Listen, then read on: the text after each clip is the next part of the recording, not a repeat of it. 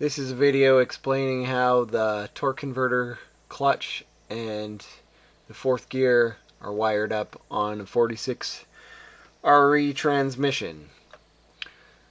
So the transmission has a tap on the governor pressure, and that changes with your speed. So this is where you screw in a pressure solenoid. This one is adjustable and it's set at about 50 psi. You can change that depending on your gearing or whether or not you're hauling. You're going to want it to set to a certain pressure. The other components you're going to need is a toggle switch and an H3Y-2 timer. It has to be a 10-second timer. You're going to want it set to about 3 seconds. And this is the electrical connector on the other side of the transmission. This is the view looking down at the transmission. The number 1 pin is going to be connected to keyed ignition positive, and you're also going to connect the number 14 pin on the timer to the same positive.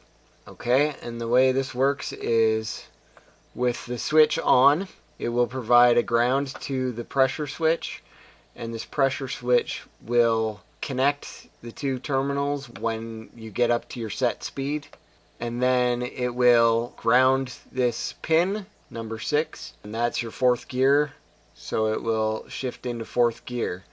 It will also ground this wire to the timer, which will start the timer.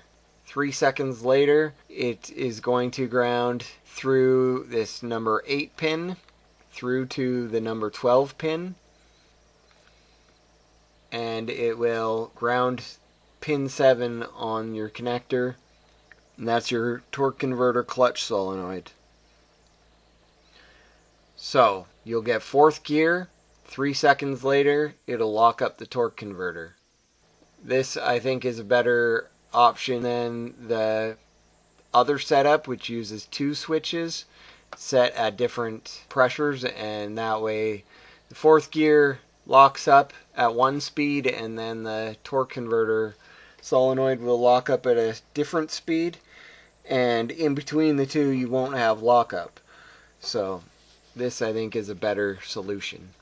And then when your speed drops down below the set point, it will disconnect these grounds and it will unlock the torque converter clutch and shift down into third gear. That's in the automatic mode with this switch on. If you are in fourth gear and you turn this switch off, it will drop down into third gear and unlock the torque converter clutch. That way you get engine braking if you're going downhill or something.